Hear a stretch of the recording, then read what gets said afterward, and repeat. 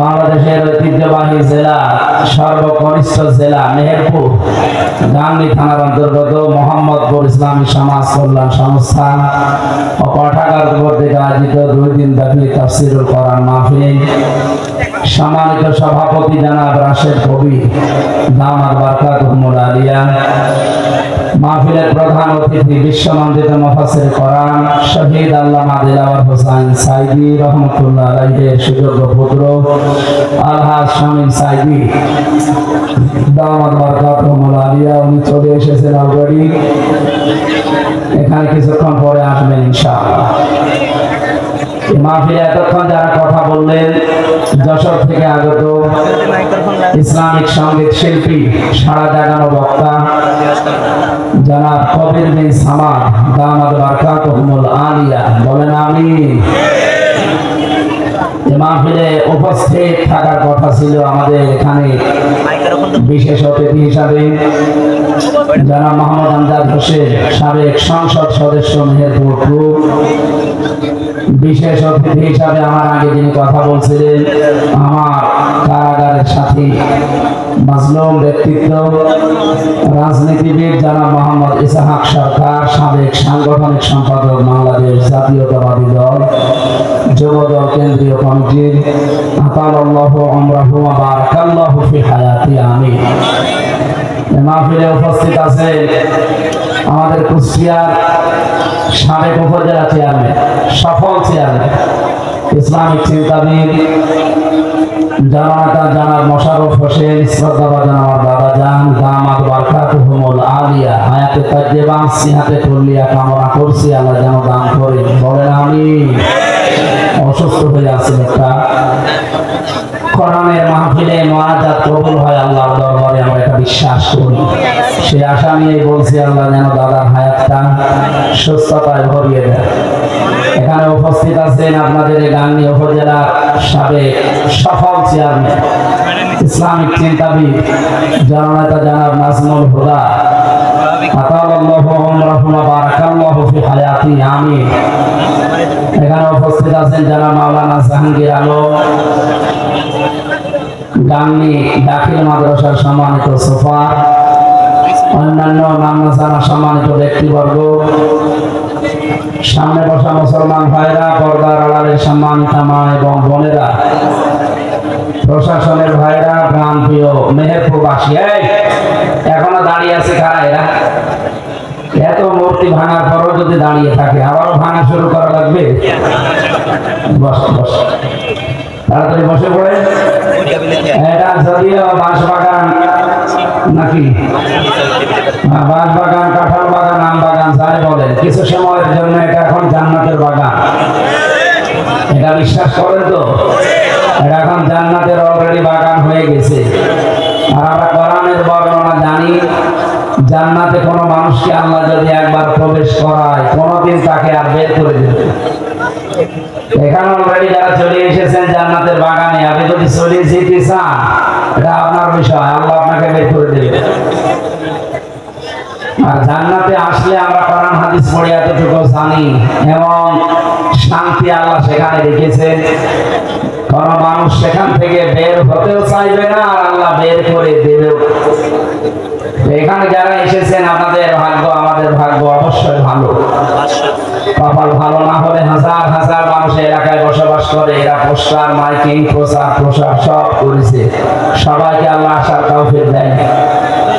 ইসহাক সরকার ভাই বলছিলেন না যে এখানে আপনাকে ব্যান্ড সঙ্গীত দিতে, মমতা স্থানে পালিয়েছে আল্লাহ, তার যারা অনুসারী আছে তাদেরকে যদি নিয়ে আসতে এর থেকে হাজার হাজার মানুষ আরো বেশি হতো। আমরা এই কথার সাথে একমত, কিন্তু আমরা বলতে চাই জান্নাতি মানুষ কমই হবে, জাহান্নামী মানুষ থাকবে গাদাগাদি করে। যদিও জাহান্নাম সংখ্যায় কিন্তু কম। জাহান্নাম কয়টা?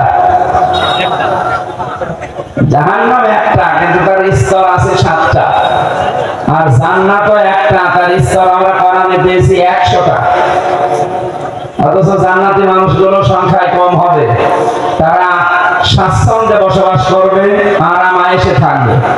আর জাহান্নামের ভেতরে যারা, এরা ওই কাশিমপুর হাই সিকিউরিটি জেলে যেভাবে থাকে এদিকে 3.5 হাত, এদিকে 3.5 হাত, এতটুকু জায়গায় 3, 4 জন, 5 জন, 6 জন করে রেখে দেয়। আমার মনে হয় জাহান্নামের চাইতে আরো বেশি মানুষ রাখবে। এই জন্য আজকের অনুষ্ঠানে সবাই আসবে বিষয়টা এমন না। যাকে আল্লাহ ভালোবাসেন, মাইয়ারিদিল্লাহু খায়রা ইউফাক্কিহু ফিদ্দীন, যার কল্যাণ আল্লাহ কামনা করেন তাকে কোরআন হাদিসের জ্ঞান দান করেন। আজকে আমরা কোরআন হাদিসের জ্ঞান নেওয়ার জন্য আসি নাই, বলে না কেন? সুতরাং এখানে যারা আসবে তারা ভাগ্যবান। যে মানুষগুলোকে আল্লাহ নিয়ে আসলেন খুশি হয়ে বলেন আলহামদুলিল্লাহ। হযরত ইদ্রিস নবীর জীবনী পড়ছিলাম। আল্লাহর খুব মহব্বতের একজন নবী হযরত আজরাইল আলাইহিস সালাম একদিন বলছিলেন কথায় কথায় যে আমি ইদ্রিস নবীকে খুব পছন্দ করি, আমি যদি অনুমতি দেন আমি তার সাথে একটা বন্ধুত্ব করব, তার সাথে একটা সম্পর্ক তৈরি করব। ঠিক আছে, যাও দেখি কি বলে। হযরত আজরাইল আসলেন বন্ধুত্বের অফার দিয়ে। কি আশ্চর্য, তো কোন এলাকায় আসলে কথা বলেন কেন ভাই? দাঁড়িয়ে আছে, থাক। ওই স্বেচ্ছাসেবকরা একটা থামান তো, থামান। না না থাক, দাঁড়িয়ে আছে থাক, বসে আছে থাক, যেখানে যে শুনলেই হবে। এদিকে তাকান, এদিকে তাকান, হচ্ছে না, এদিকে তাকান।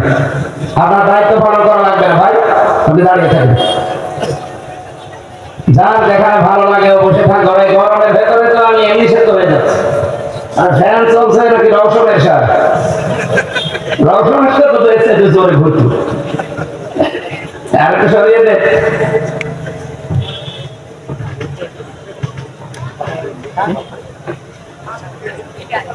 বিরোধী দলীয় নেতার একটা পেয়েছিলাম আমরা, মনে হয় আল্লাহ হাতে বানানো নেত্রী, এমন কায়দায় বানিয়েছিল যা বলতে বলে আছে না তাই বলে। বলো সুবহানাল্লাহ, বলো সুবহানাল্লাহ, বলে নাউজুবিল্লাহ।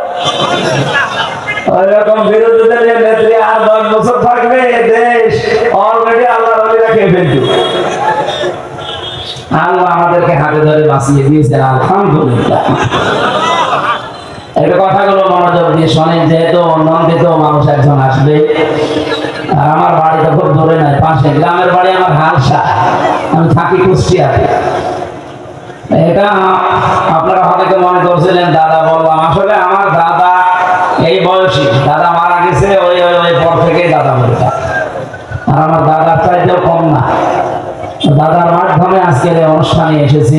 কালকে দিনের বেলা আছে বরিশাল মেহেন্দিগঞ্জ, এখানে এখনই শেষ করে টান দেওয়া লাগবে।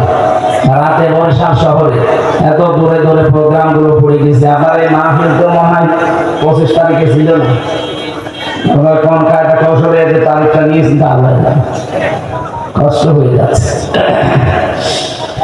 তারপরও নিজের এলাকা হিসাবে আমরা এই সব কিছুতে খুশি আছি, আলহামদুলিল্লাহ আলা কুল্লি হাল। নিজের এলাকা এবং আল্লাহর শুকরিয়া, দিনের জন্য স্যাক্রিফাইস করতে আমরা রাজি আছি না নেই? কষ্ট হোক, গরমে যদিও কষ্ট হচ্ছে একটু সহ্য করেন। যে ইবাদতে কষ্ট বেশি হয় ওই ইবাদতে সওয়াব বেশি হয়, কথা বুঝেন? এজন্য আজকে যদি কষ্ট হয় তাহলে মনে করবেন ডবল আলোচনা শোনার সওয়াব পাচ্ছি ইনশাআল্লাহ। ইদ্রিস নবী যখন এসে আজরাইল প্রশ্ন করলেন, আমি এসেছি আপনার সাথে সম্পর্ক বানানোর জন্য, বন্ধুত্ব করবো, আপনি রাজি আছে? হযরত ইদ্রিস বললেন না, আমি যার তার সাথে বন্ধুত্ব করি না, কারণ আমি জানি এই পৃথিবীতে যার সাথে বন্ধুত্ব হবে, সম্পর্ক হবে, কিয়ামতের দিন তার সাথে আল্লাহর দরবারে ওঠা লাগবে। তাদের কাছে কেউ আসলে কি চিন্তায় কথা বলতে দেখেছেন? আর আমাদের কাছে, আমার মনে হয় আমাদের কাছে চিন্তা ভাবনা করার সময় নেই। যে আসে ও কি গাঁজা খায় না ডাইল খায়? এলাকায় হয়তো এগুলো নেই, এজন্য টের পাচ্ছে। বর্ডার এলাকা হলে টের পেত, এটা বর্ডার এলাকা না? এই হিসাব নিকাশ করে মানুষের সাথে মিশবেন, বন্ধুত্ব করা যার তার সাথে ঠিক না। কারণ পৃথিবীতে সবচেয়ে প্রভাব মানুষের চরিত্রে প্রতিফলিত হয় বন্ধু। আপনি ফেরাউনের জীবনী পড়বেন, পড়াটা এত খারাপ ছিল না, ওকে খারাপ বানানোর পিছনে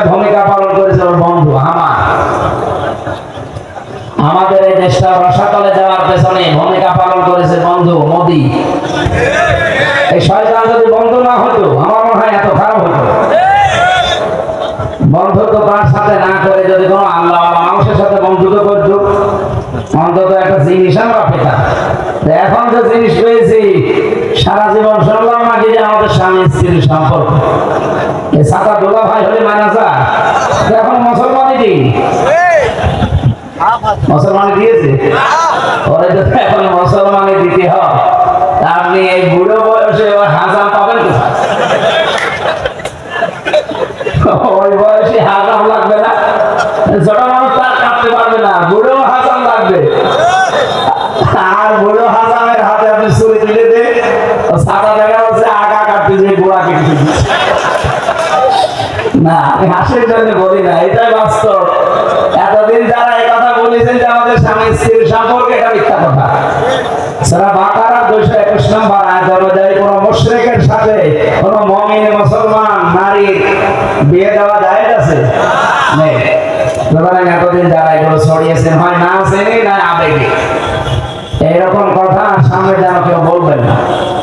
দাদার এখন যে বয়স, এই মুসলমানি দেওয়া সম্ভব না, আর ওনার যা কাজ কারবার ওনার দ্বারা ঈমান আনাও সম্ভব না। কারণ মানুষ যখন পাপ করতে করতে সীমা ছাড়িয়ে যায়, ইন্নামা নুমলি লাহুম লিয়াজদাদু ইসমা ওয়া লাহুম আযাবুম মুহিন, মানুষ যখন পাপের বোঝা পরিপূর্ণ করে ফেলে এই মানুষটাকে আল্লাহ কঠিন আযাব দেবেন। কঠিন বলতে এটা অপমানজনক আযাব। সুতরাং অনিসা করেছে আল্লাহর ঘর মসজিদ গুলো ভেঙে ভেঙে দিয়ে, এটা আমাদের যদি কিছু নাও হয় আল্লাহর তো কিছু হয়েছে, কারণ ঘরগুলো কি আমার না আল্লাহ? বলেন। আজকে একটা মসজিদ ভেঙেছে ভারতে, আজকে সকাল 12:30টার দিকে মসজিদ ভেঙে পড়িয়ে দিচ্ছে, মিথ্যা ধোয়া চলছে যে এখানে নাকি 500 বছর আগে মন্দির ছিল। এই পৃথিবীতে সবচেয়ে বেশি মিথ্যা কথা বলে আমাদের প্রতিবেশী ভারত। এটা মাইক্রোসফট রিপোর্ট দিয়েছে, 257টা দেশ দেখে তারা রিপোর্ট দিয়েছে সবচেয়ে বেশি মিথ্যা কথা বলে আর মিথ্যা তথ্য ছড়িয়ে দেয় মানুষের কাছে এই ভারত। সবাই না, উগ্রপন্থী যারা হিন্দু জঙ্গি সন্ত্রাসী তারা, বিশেষ করে মোদির মরিদ যারা, এখানে এমন একটা লোক এর নাম নিলে আমার মনে হয় আমার অজু করা লাগবে, এমন শয়তান শয়তান।